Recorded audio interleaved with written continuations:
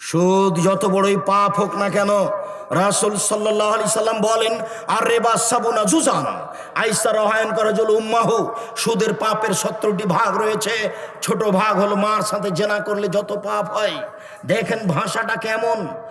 পাপের যত আলোচনা আছে, পাপের যত আলোচনা আছে, নামাজ না পড়লে মানুষ পাপী হয়, রোজা না করলে মানুষ পাপী হয়, গান বাজনা শুনলে মানুষ পাপী হয়, মহিলারা বেহায়া হয়ে চললে পাপী হয়। এই যত পাপের ভাষা আল্লাহর নবী উল্লেখ করেছেন, তাতে সুদ খাওয়ার পাপের ভাষা যেভাবে উল্লেখ করেছেন, এত কঠোর ও কঠিনভাবে কেমন এই ভাষা তিনি আর কোনো পাপের ব্যাপারে উল্লেখ করেননি।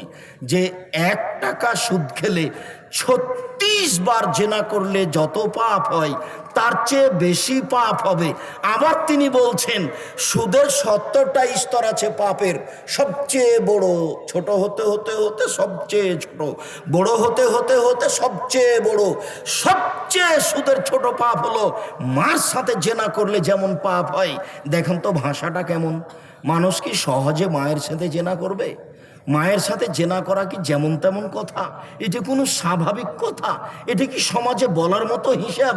এরপরে রাসূল সাল্লাল্লাহু আলাইহি সাল্লাম এইভাবে বললেন, তার মানে সুদের পাপটা কত ঘৃণিত ভয়াবহ পাপ। এরপরেও বলছি আপনাকে, মানুষের হক নষ্ট পাপ এইটা নয়। মানুষের বদনাম গীবত করেছেন, যতদিন পর্যন্ত তার হাত ধরে ক্ষমা না নেবেন ততদিন পর্যন্ত এই পাপ ক্ষমা হবে না। দিন রাত কান্নাকাটি করলে, তোবা করলেও, রিক্সাতে চড়ে বাড়ির পাশে গিয়ে নেমে রিক্সাওয়ালাকে বলছেন কত টাকা ভাড়া, ও বলল 50 টাকা ভাড়া, 100 টাকা ভাড়া। ক্ষমতার ভিত্তিতে 1 থাপ্পড় মেরে দিলেন আর বলেন, এই বেটা 20 টাকা ভাড়া, তুমি 100 টাকা চাও, নেও 20 টাকা। 1 থাপ্পড় দিয়ে 20টা টাকা দিয়ে রিক্সাওয়ালাকে বিদায় করলেন। বাকি জীবন যদি কাবা ঘরের গিলাপ ধরে কান্নাকাটি করেন, আল্লাহ আমি রিক্সাওয়ালাকে একটা থাপ্পড় মেরেছিলাম, তুমি আমাকে মাফ করে দাও, মরা পর্যন্ত কাবা ঘরের গিলাপ ধরে কান্নাকাটি করলে এই পাপ ক্ষমা হবে না। রিক্সাওয়ালাকে খুঁজে বের করতে হবে, তার হাত ধরে ক্ষমা নিতে হবে। রিক্সাওয়ালা, আমি বুঝতে পারিনি গো, তোমাকে একটা থাপ্পড় মেরেছি, তুমি মনে কিছু নিও না, তুমি আমাকে মাফ করে দাও। এর বিকল্প পথ পৃথিবীতে নেই। শেষ পর্যন্ত যদি খুঁজে না পাওয়া যায় আর আপনি চিন্তা ভাবনায় থাকেন, তাহলে একটা পর্যায়ে বলা যায়, সেটা আবার আলোচনা। সেটা হলো এই যে কিছু পরিমাণ টাকা তার নামে দান করে দিতে হবে মর্মে, আল্লাহ আমি রিক্সাওয়ালাকে খুব খুঁজেছি, খোঁজার চেষ্টা করেছি কিন্তু পাইনি, আমি পাইলে তাকে সত্যিই তার হাত ধরে ক্ষমা নিতাম। যেহেতু পেলাম না, কাজে আমি ক্ষমা চাওয়ার আশায় তার পক্ষ থেকে কিছু টাকা দান করে দিলাম, তুমি আমাকে মাফ করো। হতে পারে। ইয়ামহাকুল্লাহু রিবা ওয়া ইরবিস সাদাকাত। عن جابر رضي الله تعالى عنه قال لعن رسول الله صلى الله عليه وسلم آكل الربا وموكله وكاتبه وشاهديه وقال هم سواء. رواه مسلم. عن أبي هريرة رضي الله تعالى عنه قال قال رسول الله صلى الله عليه وسلم إن الله طيب لا يقبل إلا طيبا إن الله أمر المؤمنين بما أمر به المرسلين ثم ذكر رجلا يطيل السفر أسأس أكبر ويمد يديه ويقول يا ربي يا ربي ومطعمه حرام ومشربه حرام وملبسه حرام وغذي بلا حرام أما يستجب الله. رواه مسلم. عن أبي هريرة رضي الله تعالى عنه قال قال رسول الله صلى الله عليه وسلم يأتي عليكم زمان لا يبالي الناس ما خرج منه أمن الحلال أمن الحرام. رواه البخاري ومسلم. عن نعمان بن بشير رضي الله تعالى عنه قال قال رسول الله صلى الله عليه وسلم الحلال بين والحرام بين وبينهما مشتبهات لا يعلمهن كثير من الناس فمن اتقى من سبره فاتقى دينه وعرضه ومن وقع في الحرام ومن وقع في الشبهات وقع في الحرام كالراعي يرى حلال الحمى أن يشرك أرتع فيه على لكل مالك حمى وحمى الله محارمه على وإن في الجسد مضغة إذا صلحت صلح الجسد كله ওয়াইজা ফাসাদাত ফাসাল জাসদু কুল্লুহু আলা ওয়াহিয়াল কালব রাহুল বুখারী মুসলিম। সম্মানিত উপস্থিতি, প্রশংসা আল্লাহর জন্য, শান্তি অবতীর্ণ হোক আল্লাহর রাসূলের উপর সাল্লাল্লাহু আলাইহি ওয়াসাল্লাম। আজকের দিনই বৈঠকে সংক্ষিপ্ত সময়ে বক্তব্যের বিষয় সুদ ঘুষ হালাল রুজি সম্পর্কে এক গুরুত্বপূর্ণ সংক্ষিপ্ত তথ্যবহুল বিবরণের চেষ্টা করব ইনশাআল্লাহুল আজিজ। আহলাল্লাহুল বায়আ ওয়া হারামার রিবা। আল্লাহ তাআলা চিরদিনের জন্য সুদকে হারাম করেছেন আর ক্রয় বিক্রয় ব্যবসাকে হালাল করেছেন। সুদ হারাম করেছেন এ কথা শেষ, কিন্তু ব্যবসাকে হালাল করেছেন এই কথা কেন বললেন আল্লাহ পাশে? ব্যবসাতে লাভ হয়, সুদেও লাভ হয়, তো মানুষ এক শ্রেণীর বলছিল ব্যবসা যা সুদও তাই, তো দুটাই চলুক। তখন আল্লাহ তাআলা বললেন না, এটা তো নয়, সুদে তো কোনো বিনিময় থাকে না আর ব্যবসায়ে বিনিময় থাকে। আপনি ঢাকায় কাপড় কিনেছেন, গাজীপুর এখানে বিক্রি করবেন, তো কাপড়টা আপনি এমনি কিনেছেন না টাকা দিয়ে কিনেছেন? তাহলে বিনিময় হয়েছে, একটা দিয়ে আর একটা।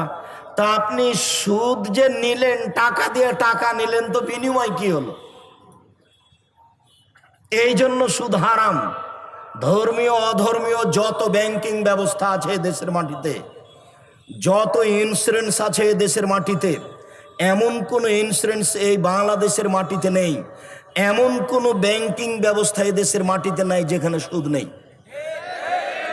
এই জন্য আমি যুবক তোমাকে বলেছি, তুমি চকলেট বিক্রি করে খাবা, চকলেটের ব্যবসা করো, দিন মজুরি করে খাও। চকলেটের ব্যবসা করতে করতে একদিন কলার ব্যবসা শুরু করো, কলার ব্যবসা করতে করতে একদিন কাপড়ের ব্যবসা করো, এই করতে করতে তুমি একদিন বড় ব্যবসা শুরু করো। একদিনেই তুমি বড় ব্যবসা করতে যায় না, হিরোইন কিংবা কলকাতায় ঢাকায় বিক্রি করবে, রাতে রাতে ধনী হবে, এটা ঠিক হবে না। চকলেটের ব্যবসা শুরু করো, তাহলে কর্জ নেওয়া লাগবে না।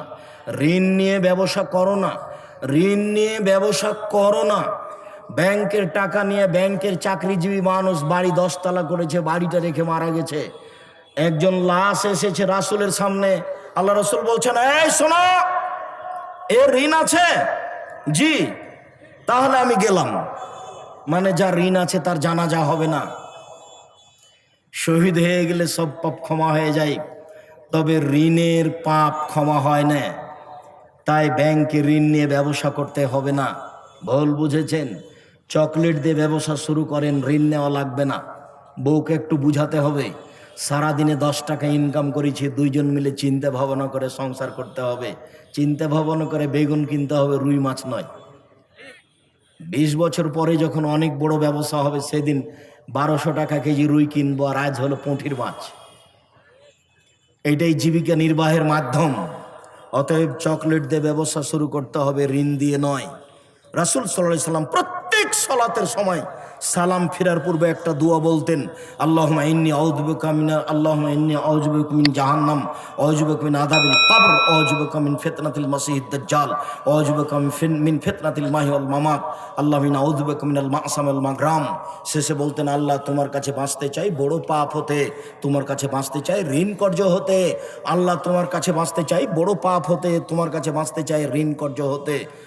মহামারীর চেয়ে ভয়াবহ জিনিস হলো ঋণ। ভুল বুঝেও কখনো এমন কাজ করবেন না।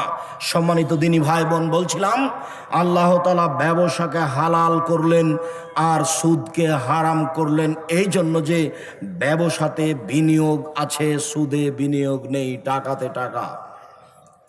মহান আল্লাহ বলেন, ইয়ামহাকুল্লাহুর রিবা ওয়া ইউরবিস সাদাকাত। সুদ মানুষের টাকাকে সংকুচিত করে, দান মানুষের টাকাকে বেশি করে দেয়। কিভাবে করে তা আমি বলতে পারছি না। মহান আল্লাহ বলেছেন, দান করলে টাকা বেশি হবেই হবে। সুদ খেলে তাকে একদিন ভিক্ষুক হতে হবে, আজ হোক আর কাল হোক। ও যদি না হয় তার ছেলে হবে, তার ছেলে যদি না হয় তার নাতি হবে। ভিক্ষুক হতে হবে। গাড়ি বাড়ি একদিন থাকবে না, গাড়ি বাড়ি একদিন বেচে ঢাকা শহর থেকে সেই গাজীপুরের জঙ্গলে গাছের ভিতরে চলে যেতে হবে, বাঁচার কোনো পথ থাকবে না। যেহেতু আল্লাহ বলছেন সুদ মানুষের টাকাকে সংকুচিত করে, টাকাকে কমিয়ে দেয়, দান মানুষের টাকাকে বেশি করে দেয়, অতএব আল্লাহ যেটা বলছেন সেটাই হবে, এ কথাই সত্য। উমামা বাহিলি রাদিয়াল্লাহু তাআলা আনহু বলেন, রাসূল সাল্লাল্লাহু আলাইহি ওয়াসাল্লাম বলেছেন, ইন রিবা ওয়া ইন কাসরা, যদিও সুদে টাকা বেশি হয়, ফাইন্না আকিবাতাহু আল কাল্লা, নিশ্চয় তার ফলাফল হচ্ছে নিঃস্ব, নিশ্চয় তার ফলাফল হচ্ছে নিঃস্ব। যদি সুদে টাকা বেশি হয় বলে মনে হচ্ছে, তবু তার ফলাফল হবে নিঃস্ব। সুদ খাওয়ার কারণে পৃথিবীর কয়েকটা দেশে টাকা জমা হয়ে গেছে, আর বাকি দেশগুলি দেউলিয়া হয়েছে। দেখেন আপনি, সুদ খাওয়ার কারণে কয়েকজনের হাতে টাকা চলে গেছে, যাদের নাম আপনারাও জানেন, আর বাকি লোকগুলি নিঃস্ব হয়ে গেছে। আপনাদের গ্রামের এক মহিলা, স্বামী স্ত্রী, ওরা কিস্তিতে টাকা উঠিয়েছিল, এখন নাকি বাড়িটা নিয়ে নিয়েছে। ব্যাংক নাকি বাড়িটা কি করেছে, নিয়ে নিয়েছে। নিবেই, তোমার সরকারকে নিঃস্ব হতে হবে, দেশ বিক্রি করে দিতে হবে, বাঁচার কোনো পথ থাকবে না। আমি বলিনি, আল্লাহ বলেছেন, আমি বলিনি, মুহাম্মদ সাল্লাল্লাহু আলাইহি সাল্লাম বলেছেন। সুদ যতগুলো পাপ আছে তার একটা সবচেয়ে বড় ভয়াবহ পাপ। সুদে পরকাল যেমন হারাই, ইহকালে তেমন হারাই। ইহকালেও নিঃস্ব হয়ে যায়, ফকির হয়ে যায়, তাকে ভিক্ষে চেয়ে খেতে হবে, তার ছেলে মেয়েকে, তার নাতি নাতিনকে ভিক্ষে চেয়ে খেতে হবে, এটাই কথা। আমি বলিনি, আল্লাহ বলেছেন, আমি বলিনি, মুহাম্মদ সাল্লাল্লাহু আলাইহি সাল্লাম বলেছেন। অতএব যে কোনো মূল্যে তাকে সুদ থেকে ফিরে আসতে হবে। এত বড় পাপ হলে আপনাকে আমি একটু আশ্বস্ত করতে চাই এই মর্মে, এই ছেলে, ওই যে সম্মানিত দিনী ভাই বোন, বলছিলাম সুদ চিরদিনের জন্য হারাম। রাসূল সাল্লাল্লাহু আলাইহি সাল্লাম বলেন, যে সুদ খায় তার উপরে অভিশাপ, যে সুদ দেয় তার উপরে অভিশাপ, যে সুদের কথা লিখে তার উপরে অভিশাপ, যে সুদের উপরে সাক্ষী থাকে তার উপরে অভিশাপ। এরা সবাই সমান। যে সুদ দেয় তার উপরে অভিশাপ, যে সুদ নেয় তার উপরে অভিশাপ, যে সুদের কথা লিখে তার উপরে অভিশাপ, যেই সুদের উপরে সাক্ষী থাকে তার উপরে অভিশাপ। ব্যাংকে টাকা রাখতে গেলে সাক্ষী লাগে, একজন ন্যায়ের, একজন লিখে, আর একজন সাক্ষী থাকে। শেষের বাক্যে রাসূল সাল্লাল্লাহু আলাইহি সাল্লাম বলছেন সবাই সমান। হাদিস মুসলিম। বাঁচার কোনো পথ নেই এখানে। নিরুপায় হয়ে যেটা চলে আসছে সেটা আর নিজে থেকে সুদ গ্রহণ করা, দুটা এক নয়। সম্মানিত দিনী ভাই বোন, আব্দুল্লাহ ইবনে হানজালা আল গাসিল তিনি বলেন, রাসূল সাল্লাল্লাহু আলাইহি সাল্লাম বলেছেন, মায়াকুল দিরহাম ওয়া ওয়াহিয়া আলাম আসাদু মিন সিত্তাতি ওয়া সালাসিনা জিনিয়া। কেউ যদি জেনে শুনে 1 টাকা সুদ খায়, 36 বার জেনা করে যত পাপ হবে, 1 টাকা সুদ খেলে তার চেয়ে বেশি পাপ হবে। সবচেয়ে ন্যাক্কারজনক, নোংরা, গর্হিত পাপ হচ্ছে জেনা। আবু যার গেফারি রাদিয়াল্লাহু তাআলা আনহু বলেন, আমি একদা আল্লাহ রাসূলের পাশে আসলাম, দেখলাম তিনি ঘুমিয়ে, আমি ফিরে চলে গেলাম, আবার আমি আসলাম, তিনি আমাকে দেখে বলছেন, আবু যার গেফারি শোনো, কেউ যদি বলে লা ইলাহা ইল্লাল্লাহ তাহলে সে জান্নাতে চলে গেছে। তখন আমি আবু যার গেফারি বললাম, ওয়াইন জানা ওয়াইন সারাকা, চুরি করলে জেনা করলেও যাবে। আল্লাহর নবী বললেন, ওয়াইন জানা ওয়াইন সারাকা, চুরি করলে জেনা করলেও যাবে। আমি আবু যার গেফারি অবাক হয়ে বললাম, ওয়াইন জানা ওয়াইন সারাকা, চুরি করলে জেনা করলেও যাবে। তিনি বললেন, ওয়াইন জানা ওয়াইন সারাকা, চুরি করলে জেনা করলেও যাবে। তৃতীয়বারে বললেন, আবু যার গেফারি, একটা আরবি প্রবাদ বাক্য, তোমার নাক মাটিতে মিশে যাক, আমি যেটা বলছি সেটাই চূড়ান্ত, তুমি আমার কথার উপরে আপত্তি করো কি করে? আমি বলছি, মানুষ যদি বলে লা ইলাহা ইল্লাল্লাহ তাহলে সে জান্নাতে যাবে। যদি লা ইলাহা ইল্লাল্লাহ টিকে, পাপ হয়ে গেলে তওবা করতে হবে। তওবা করলে মানুষ ঠিক হয়ে যায়, এ কথাই ঠিক। আপনি আপনার জেনা ঘটে গেছে তোবা করেন, আপনি 1 টাকা সুদ খেয়ে ফেলেছেন তোবা করেন। আবারও এইটা একটু স্পষ্ট করে আপনাকে বলি, সম্মানিত দিনী ভাই বোন, সুদ মানুষের সাথে জড়িত পাপ নয়, আল্লাহর সাথে জড়িত পাপ। সুদ যত বড়ই পাপ হোক না কেন, রাসূল সাল্লাল্লাহু আলাইহি সাল্লাম বলেন, আর রিবা সাবুনা জুজান, আয়েশা রাদিয়াল্লাহু আনহা উম্মাহু, সুদের পাপের 17টি ভাগ রয়েছে। ছোট ভাগ হলো মার সাথে জেনা করলে যত পাপ হয়। দেখেন ভাষাটা কেমন, পাপের যত আলোচনা আছে, পাপের যত আলোচনা আছে। নামাজ না পড়লে মানুষ পাপী হয়, রোজা না করলে মানুষ পাপী হয়, গান বাজনা শুনলে মানুষ পাপী হয়, মহিলারা বেহায়া হয়ে চললে পাপী হয়। এই যত পাপের ভাষা আল্লাহর নবী উল্লেখ করেছেন, তাতে সুদ খাওয়ার পাপের ভাষা যেভাবে উল্লেখ করেছেন, এত কঠোর ও কঠিনভাবে কেমন এই ভাষা তিনি আর কোনো পাপের ব্যাপারে উল্লেখ করেননি। যে 1 টাকা সুদ খেলে 36 বার জেনা করলে যত পাপ হয়, তার চেয়ে বেশি পাপ হবে। আবার তিনি বলছেন সুদের 70টা স্তর আছে পাপের, সবচেয়ে বড়, ছোট হতে হতে হতে সবচেয়ে ছোট, বড় হতে হতে হতে সবচেয়ে বড়। সবচেয়ে সুদের ছোট পাপ হলো মার সাথে জেনা করলে যেমন পাপ হয়। দেখেন তো ভাষাটা কেমন, মানুষ কি সহজে মায়ের সাথে জেনা করবে? মায়ের সাথে জেনা করা কি যেমন তেমন কথা? এটা কোনো স্বাভাবিক কথা? এটা কি সমাজে বলার মতো হিসাব? এরপরে রাসূল সাল্লাল্লাহু আলাইহি সাল্লাম এইভাবে বললেন, তার মানে সুদের পাপটা কত ঘৃণিত ভয়াবহ পাপ। এরপরেও বলছি আপনাকে, মানুষের হক নষ্ট পাপ এইটা নয়।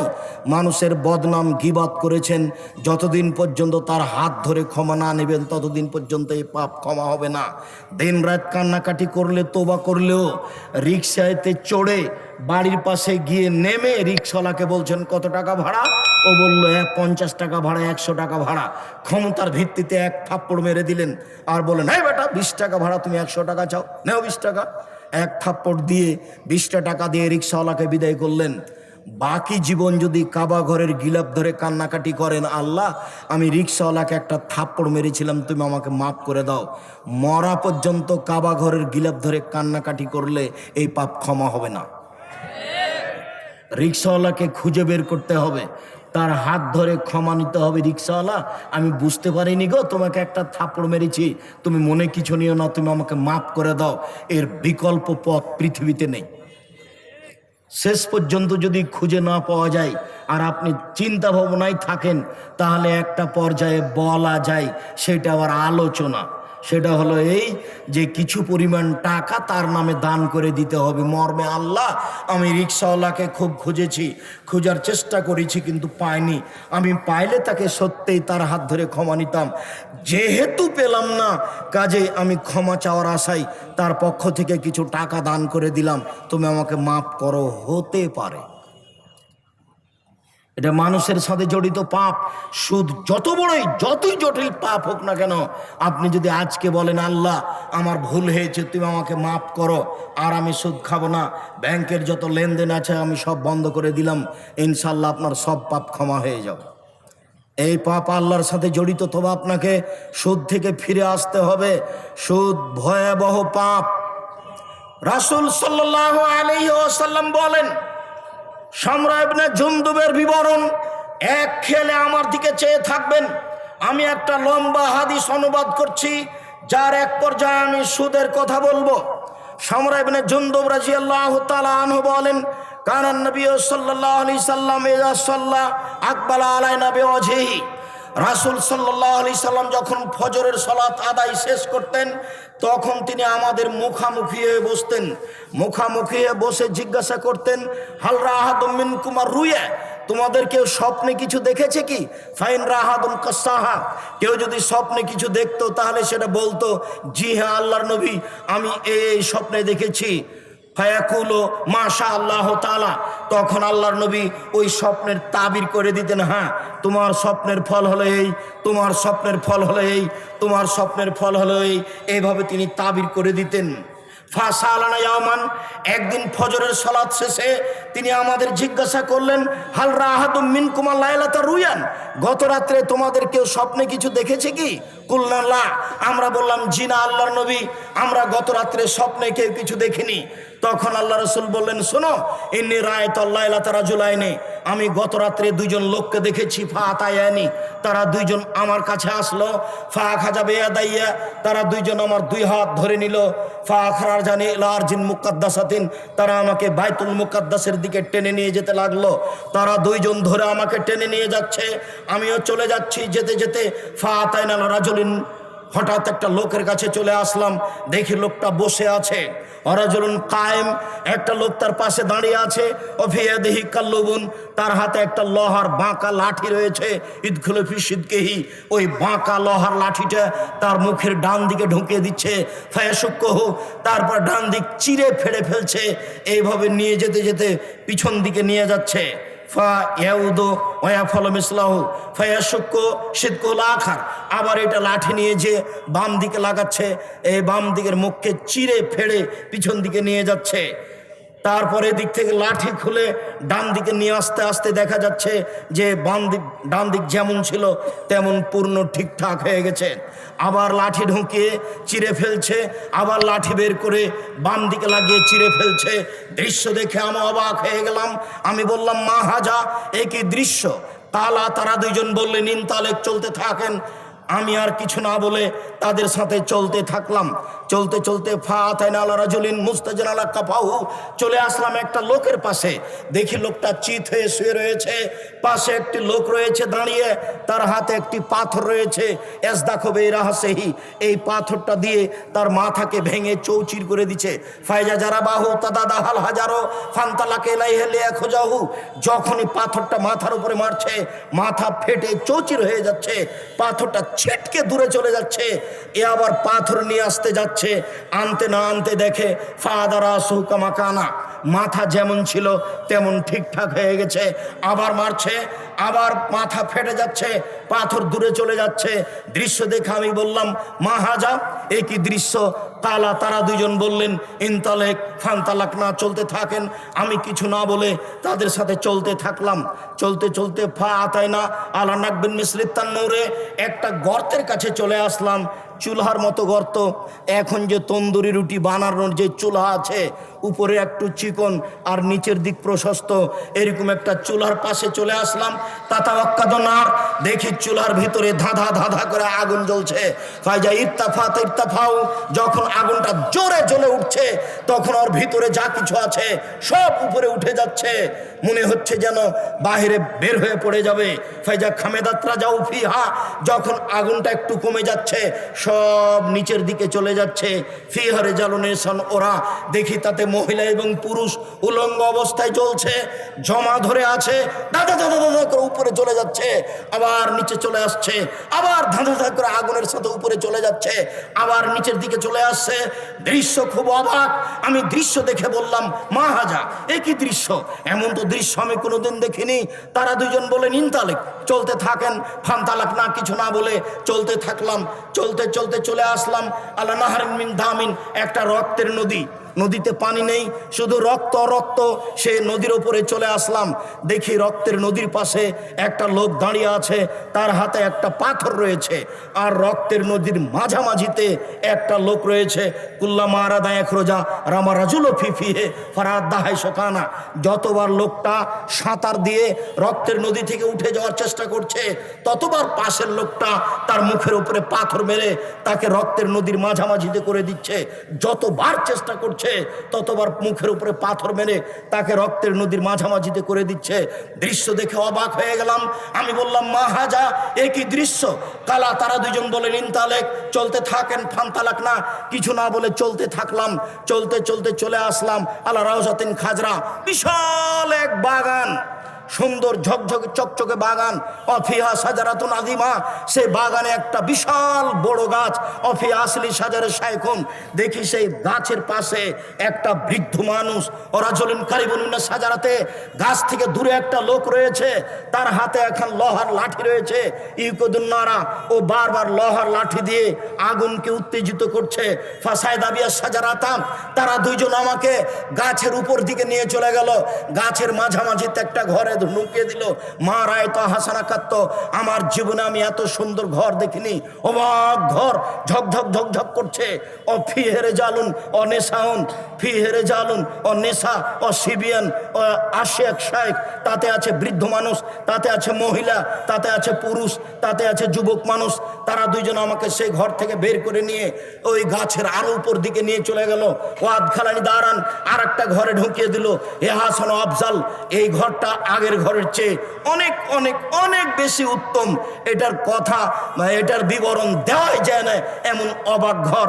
দেখি সেখানে যুবক আর বৃদ্ধ মানুষ আছে। এইটা দেখার পরে আমি তাদের দুইজনকে বললাম, আখবেরিনি আমার আয়াতুল্লাহিলাতা, আচ্ছা ঠিক আছে, তোমরা দুইজন আমাকে বলে দাও এই দীর্ঘ সময় ধরে কি দেখলাম, এগুলি কি তালা নাম। তারা দুইজন বলল, জি হ্যাঁ, আপনাকে সব বলে দেবো, আপনি শোনেন এগুলো কি দেখলাম। আপনারা একটু এক খেয়ালে চেয়ে থাকবেন, এখন সব বিবরণ আসবে, এতক্ষণ পর্যন্ত কি দেখা গেল। কেউ কারো গায়ে হাত দিয়ে থাকবেন না। এই যুবক, তুমি সাবধান হও, তুমি আরেকজনের সাথে কথা বলছো মনে হয়, তুমি আমার দিকে এক খেয়ালে চেয়ে থাকবা, পাখি যেন মনে করে তুমি পাথর। 19-20 জন আমি বুঝতে না পারি। সম্মানিত দিনী ভাই বোন, আপনারা যে যেখানে আছেন সবাই কথার দিকে লক্ষ্য করুন। আমাকে দেখতে পান আর না পান, আমি আপনার জন্য এসেছি, এটা আপনি মনে রাখবেন। বিচারের মাঠে আমি বেঁচে যাওয়ার জন্য বলবো, আমি গাজীপুর জেলা সম্মেলনে ডাক দিয়ে আমি উপস্থিত হয়েছিলাম। আপনার কাছে কি জবাব আছে তা আমি জানি না, তবে আপনার কাছে কোনো জবাব নাই এ কথাই ঠিক। আমি কেসা কাহিনী বলতে আসিনি। 1990 সাল থেকে আমি মাঠে আছি। এই দীর্ঘ 30 বছরে আমি কোনোদিন অপ্রয়োজনীয় বাক্য বলিনি।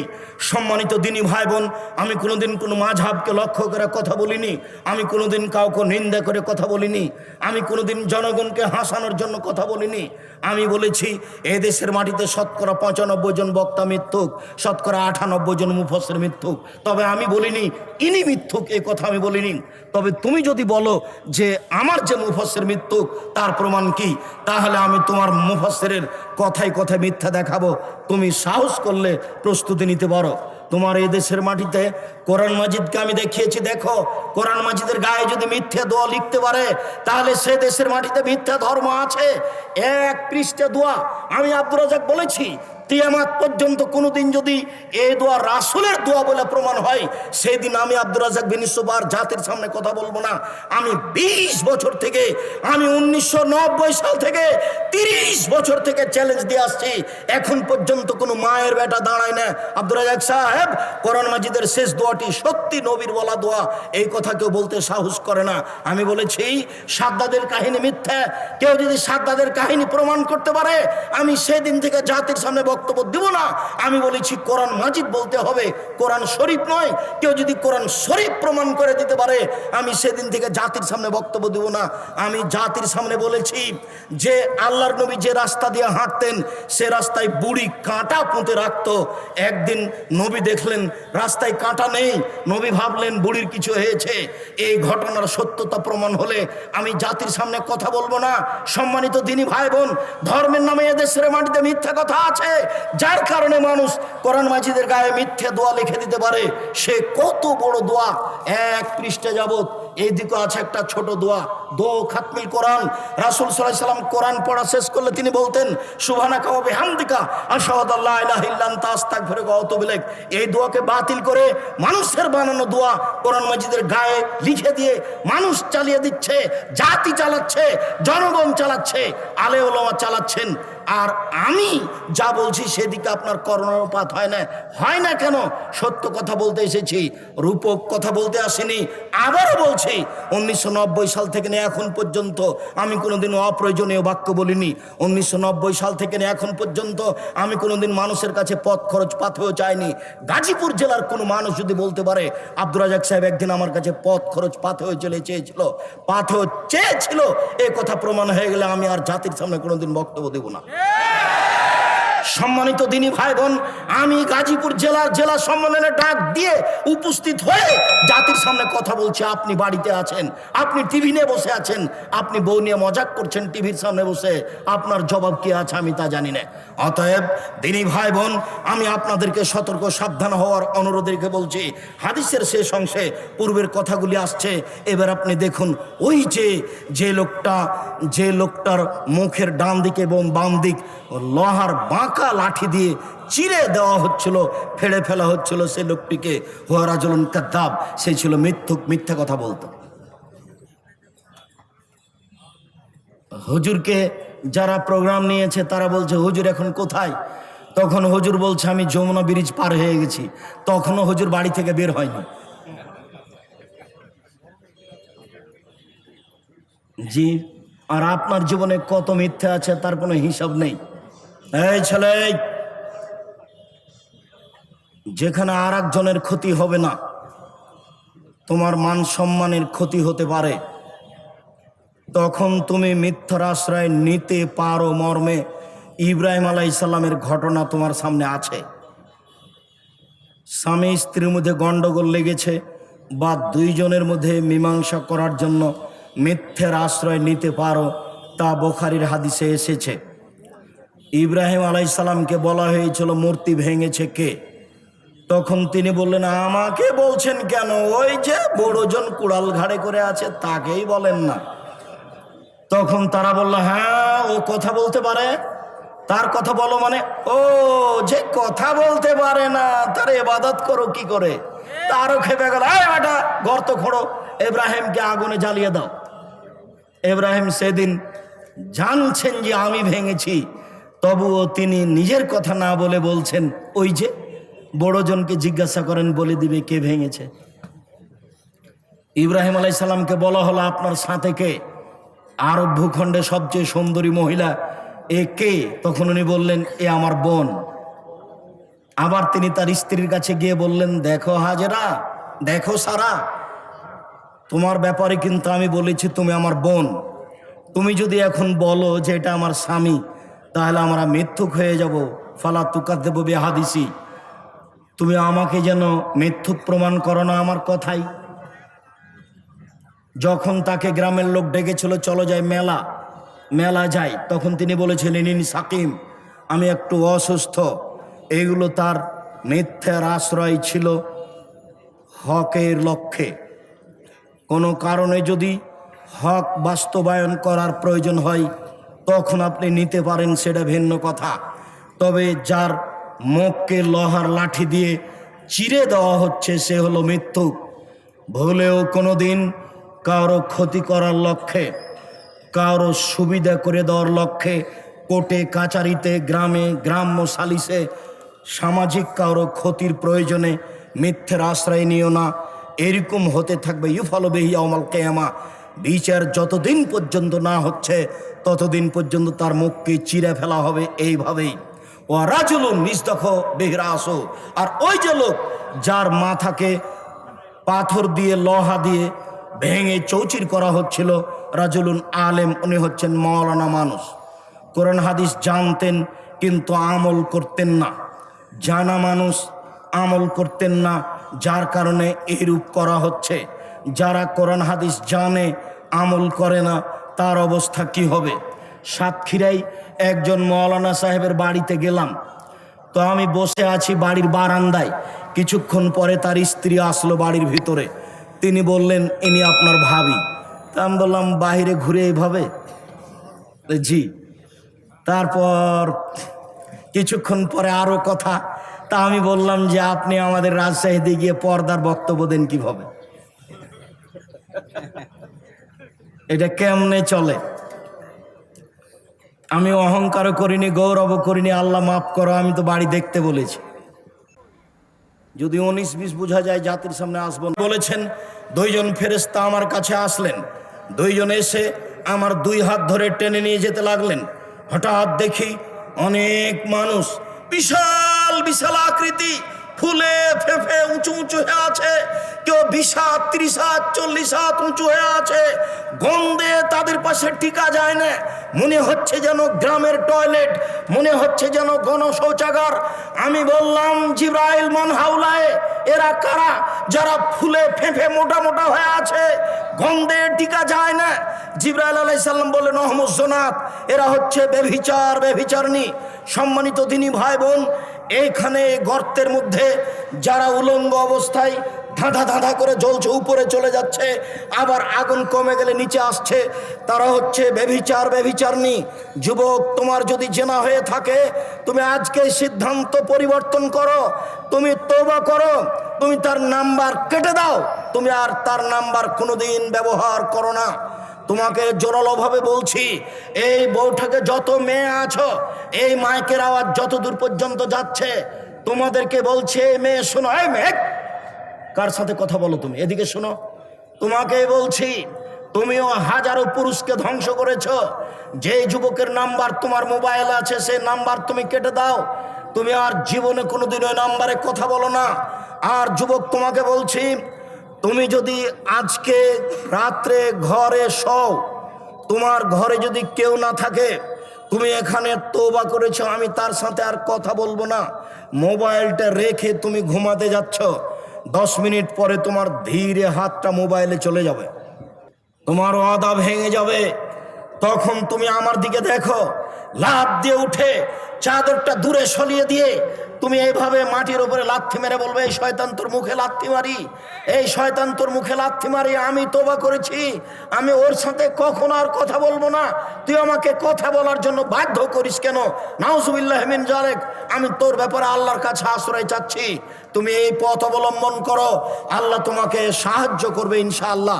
উপস্থিত বৈঠকের সকল দিনী ভাই বোনকে, যত জেনার মিডিয়া মাধ্যম আছে, সবকে বন্ধ করার জন্য অনুরোধ জানাচ্ছি।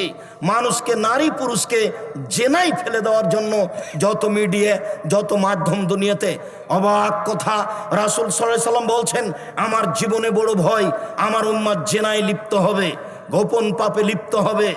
অবাক কথা, মানুষ গোসলখানায় জেনা করে, মানুষ গোসলখানায় গোপন পাপ করে, মোবাইলের মাধ্যমে গোপন পাপ করে, গোপন পাপে পৃথিবী দেশ একবারে সয়লাভ হয়ে গেছে, বন্যার মতো চলছে। এইরকম অবস্থায় তোমাকে তওবা করে ঈমান দিয়ে এই পাপ ঠেকাতে হবে। ঈমান যত বেশি হবে, পাপ তত কম হবে, ঈমান যত কম হবে, পাপ তত বেশি হবে। 5 ওয়াক্ত নামাজ পড়লেও পাপ হবে, তাহাজ্জুদ পড়লেও পাপ হবে, বোরখা পড়লেও পাপ হবে।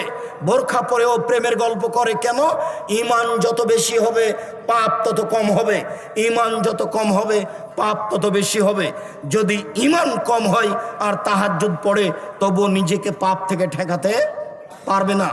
এরপরে যে আপনি দেখলেন, রক্তের নদীতে একটা লোক পড়ে আছে, আর পাশ থেকে পাথর মেরে তার মুখকে ভেঙে চৌচির করে দিচ্ছে, অহম আকেলুর রেবা, ও হচ্ছে সুদখোর। এই বাক্যটা বলার জন্য এই লম্বা হাদিস আপনার সামনে অনুবাদ করছি। যারা সুদ খায়, তাদেরকে রক্তের নদীতে ফেলে দিয়ে পাশ থেকে পাথর মেরে তার মুখকে ভেঙে চৌচির করে দেওয়া হবে। কেউ যদি 1 টাকা সুদ খায়, 36 বার জেনা করে যত পাপ হবে, 1 টাকা সুদ খেলে তার চেয়ে বেশি পাপ হবে। 2, সুদের পাপের 17টি ভাগ রয়েছে, তার ছোট ভাগ হলো মার সাথে জেনা করলে যেমন পাপ হয়। 3, কেউ যদি সুদ খায়, তাহলে তাকে রক্তের নদীতে ফেলে দিয়ে পাশ থেকে পাথর মেরে তার মুখকে ভেঙে চৌচির করে দেওয়া হবে। 4, কেউ যদি সুদ খায়, তাহলে তাকে ফকির নিঃস্ব হতে হবে, একদিন না একদিন তার টাকা হারাবেই হারাবে। এ কথা আল্লাহ বলেন, এ কথা নবী বলেন, হাদিস সহিহ। অতএব সোচ্চার হন। পরের কথাটুকু, ওই যে বিশাল বাগান, সবুজ বাগান, একটা বড় গাছ, গাছের পাশে একজন বসে আছেন, তিনি হচ্ছেন ইব্রাহিম আলাইহিস সালাম। তার সামনে আছে ছোট ছোট বাচ্চা, যারা ছোট অবস্থায় মারা গেছে। হিন্দুর আর মুসলমানের সবার ছোট বাচ্চা জান্নাতে যাবে। ওই যে পাশে একটা লোক, হাতে একটা লোহার লাঠি আছে, আগুনকে উত্তেজিত করছে, ও হচ্ছে মালিক ও খাজিনী নারে জাহান্নামের মালিক, আগুনকে উত্তেজিত করছে। এরপরে বলছে এই যে আমি আপনার ডান হাত ধরে আছি, আমি হলাম জিব্রাইল। এই যে আপনার বাম হাত ধরে আছেন, ইনি হচ্ছেন মেকাইল। আমরা হচ্ছি জিব্রাইল আর মেকাইল। আপনি একটু মাথাটা উপর দিকে করেন। আমি মাথা উপর দিকে করলাম, দেখি মিসলুজ্জল্লাহ খুব সুন্দর ঝকঝকে টকটকে ঘর। তারা দুইজন বললেন জাকা মানজেলোকা, এটা আপনার ঘর। তখন আমি বললাম দানি আদখুলো মানজেলি, তাহলে আপনারা দুইজন আমাকে ছেড়ে দেন, আমি আমার ঘরে চলে যাই। তখন তারা দুইজন বললেন লা বাকি এলাকা অমরুন, আপনার বয়স বাকি আছে। এই যাই ইস্তাকমাল তো হাতাইতা মানজেলাকা, যখন আপনার বয়স শেষ হয়ে যাবে তখন আপনি এই জান্নাতে চলে আসবেন। রাহুল বুখারী। এই বুখারী গ্রন্থ থেকে হাদিসটা অনুবাদ করছিলাম। সুদ ভয়াবহ পাপ। সম্মানিত দিনী ভাই বোন,